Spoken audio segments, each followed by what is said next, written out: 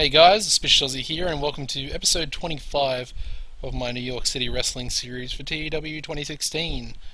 So this is Seasons Beatings. It is our last event for 2017 in the game, and yeah, the show's okay. No title matches tonight, but we have two debuts. Don't start going crazy at me. They both were under $300 per appearance, so it's all good. I think one was $280 and the other one was $220, I think. And they're both fairly decent young dojo graduates, not from our dojo because we don't have one, but from other people's dojos. And yeah, they're decent workers. So let's get into the show. Start off with a highlights package, 93A, just with Ernest, El Medico, Ross, Marv Dean, Marvel Malloy, Storm Spillane, and El Serpiente. No worker improvements, but that's okay. It advances those storylines there as well. Oh my goodness! Whoa! 77B. In a bout that had good wrestling and decent reaction from the crowd, the American Cobras defeated Freedom Eagle and Gary the Entertainer in 10 minutes 7 seconds, when Storm Spillane defeated Gary the Entertainer by submission with a kneeling Boston Crab. In terms of in-ring work, Storm Spillane was head and shoulders above everybody else. Oh wow, we've a little bit off topic, but we've got 3,600 people in the McGaw Arena, which is awesome. But yeah, 77B for this opening match, and we've got two jobbers taking on the American Cobras in a non-title match as well. Another thing to mention before we advance here, I medaled, and I used these two guys with a positive medal, and yeah, they both became good friends after it. So I was hoping that might give them good chemistry, but it looks like it hasn't done that. But I'm going to put these two guys in a tag team after this performance. I think I have to. They're going to be called Free Entertainment. Obviously, Freedom, the free part of Freedom Eagle, and Entertainer. But yeah, it'll be Free Entertainment, and they'll pretty much be our jobber tag team. Yeah, fuck, it's a crazy rating. No worker improvements.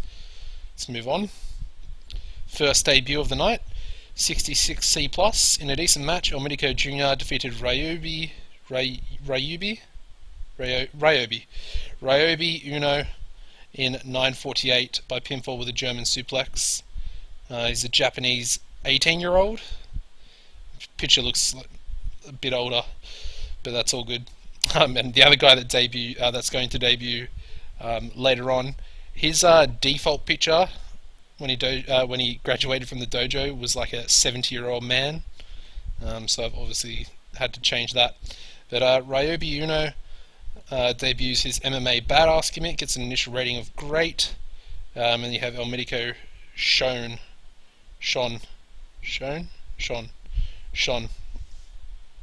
in this match. Yeah, with an 86, and Uno only had an 11, so yeah, but he does improve in technical skills and performance skills, which is good, and it's exactly what we want, and hopefully that'll go up a little bit more. But that's a pretty good rating for a guy with no overness, not great skills either. We then have a promo between El Medico and El Serpiente, which gets a 96A star, and this is going to be a match for Rush Hour. Let's make a stipulation. What can we do? Could do Lucha Libre. Yeah, let's do a Lucha Libre match. Cool. It's just basically a 2 out of 3 falls match, but that's all good. Alright, so it is El Medico versus El Serpiente. Yep. Alright, so that'll be booked in for Rush Hour. Awesome. It's a really good promo as well, and it advances the storyline. We then have a cooldown match between Rick Sanders and Xavi Ferreira, which got a 48D plus. In a decent match, Xavi Ferreira defeated Rick Sanders in 9:37 by pinfall with a high impact frog splash. Sanders was off his game, and yeah, Xavi with the better in-ring performance. Yeah, with a 52 there, good stuff.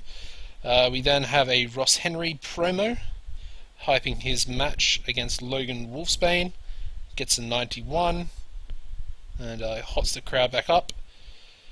Yeah, then we have a tag team match, 74 B-, in a bout that had great heat and good wrestling. Steve Flash and Ross Henry defeated Logan Wolfsbane and Seth Whitehead in 10:04, when Ross Henry defeated Seth Whitehead by pinfall with an Earthquake Power Slam. And yeah, Ross Henry was the best performer in the match, and Seth Whitehead improves in performance skills. Awesome. We then have El Serpiente cut a promo against his opponent tonight, which is the other debutant, Emmanuel Bryant. That gets a 72 B-. Bryant debuts his weirdo gimmick, gets a initial rating of very good, and he also improves at acting. So perfect debut. But the match is not great. Oh no, he doesn't have the stamina to go for 10 minutes. That's really worrying, actually. So it's a 50D plus. In a poor match, El Serpiente defeated Emmanuel Bryant in 9:49 by pinfall with a Cobra Twist. Yeah, he got a 15 in-ring performance, but he is improving in performance skills, so that's good. We then have a generic tag team promo, which gets 68 C+. They're both rated on entertainment skills, which is why this is actually so low. Because, you know, we kind of expect Ernest to get at least 90s. But yeah, they cut a promo before their tag team match, which is the main event. And Ernest looked good and Bret Heartbreak underperformed. Unfortunately, no worker improvements for Bret's entertainment skills, but all good. The match itself gets an 82B. That's awesome. Yeah, in a bout that had superb wrestling and great heat, the Ring Generals defeated Ernest Youngman and Bret Heartbreak in 30 minutes 5 seconds, when Dean Waldorf defeated Bret Heartbreak by pinfall with a wheelbarrow bomb.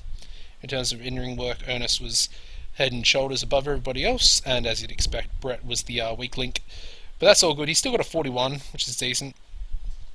Ernest with a 91, and Dean with an 81. Advances the tag team storyline as well, because these two are in that. And it kind of advances our little story we've kind of got going in the series itself between Dean Waldorf and Ernest Youngman. So yeah, it's pretty good. No worker improvements, which is not great, but still 82B. Happy for that to be our main event, to be honest.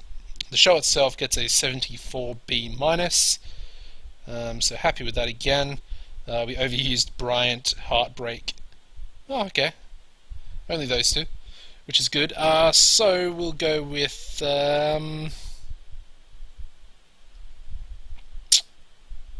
who will we go with?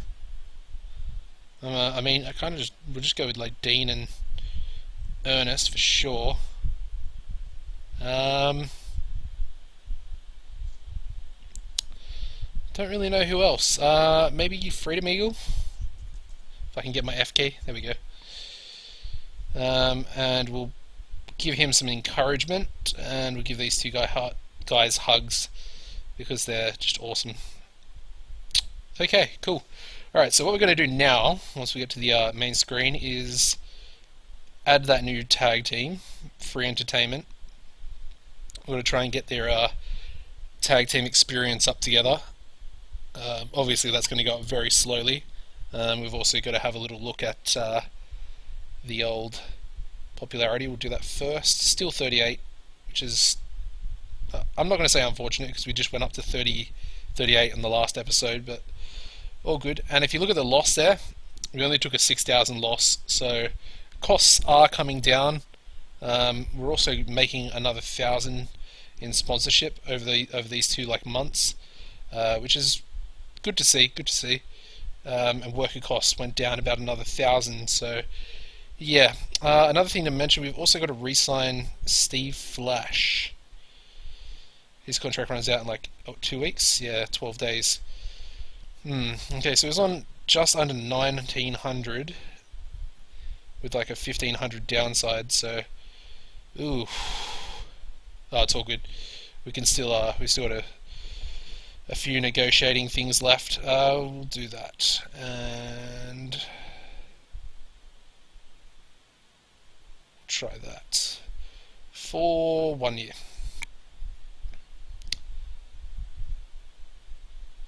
Yep. What was that? Major TV shows and above. Try it again. Alright, downside's too low. We'll do that. Exclusively in ring. Alright, the downside still too low. This is pretty much what my negotiations consist of, just trial and error. 1890.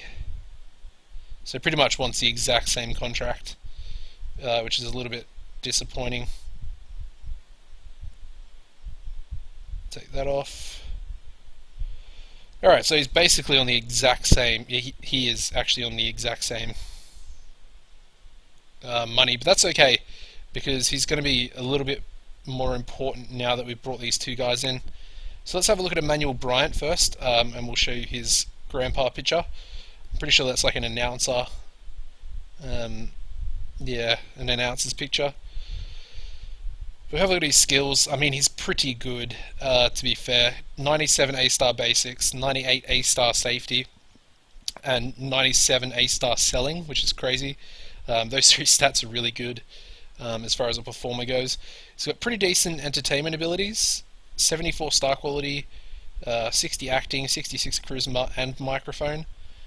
In the ring, he's kind of bad. But he's got enough to put on a match. We'll say that.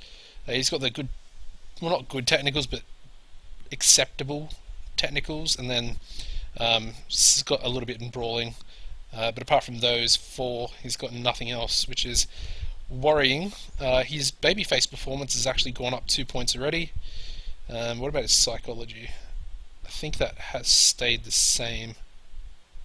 Oh no, I think it's maybe gone up one. I don't know.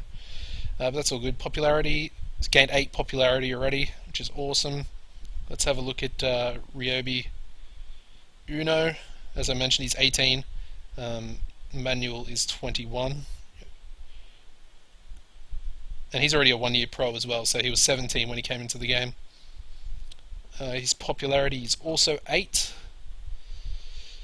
Yeah, and his skills are pretty decent. He's got similar skills to Emmanuel, but maybe a little bit better. He's got a little bit of flashiness. Technicals are a bit better. He's got some Puro, but that's kind of useless for our product settings. And he's got brawling as well. 77 basics, 76 safety, 77 consistency. Selling's a little bit low. I'd like that to be a bit higher, especially if he's a jobber. But yeah, 60 psych, which is awesome. Again, his entertainment stats are okay. Star quality is D, but I'm never expecting this guy to be a star. I just wanted another like cheap guy that can work and take some losses, and hopefully, maybe one day become better in the ring.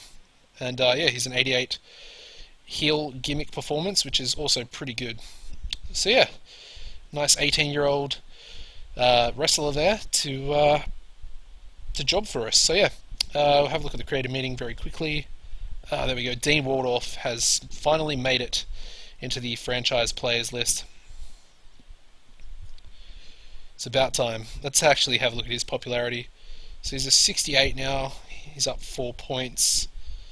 Hopefully Ernest didn't go down too much. I don't think he went down at all. Nope, he stayed on 86, which is perfect. Ross still on 86 as well. Yep. Hopefully they're not capped there. Storm, he probably went up 73. Yeah, he's up 1 point. Okay. That good match to open the show. Steve, he should be up a little bit as well. 2, I think, yeah. Alright. Happy with that.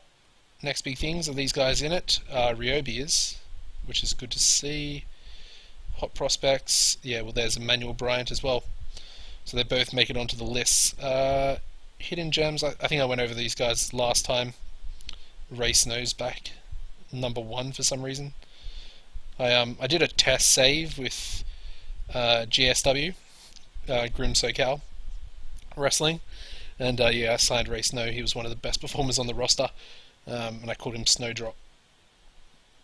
Pretty racist of me, but I am white, so I'm allowed to call him something like that. But anyway, yeah, so that's going to wrap this episode up, guys. I hope you have enjoyed it. I'm really enjoying this series, and we're making a lot of progress. I mean, it's still slow, and it's still pretty early days, but you can definitely see we've come a long way from those first couple of episodes. I mean, we could potentially be getting better ratings if I decided to upgrade these two to get them up to the standard of our rivals. But obviously that's just going to drain even more money from me, and I can't really afford that. We can't even afford what we're doing at the moment. So yeah, if you enjoyed the episode, guys, drop a like. Very much appreciated by me. I know I ask at the end of every episode, but you guys respond to it, and I really appreciate that. If you're a new viewer, don't forget to subscribe. That'll keep you up to date with all these episodes coming out. They'll be in your sub box. And apart from that, guys, take it easy, and goodbye.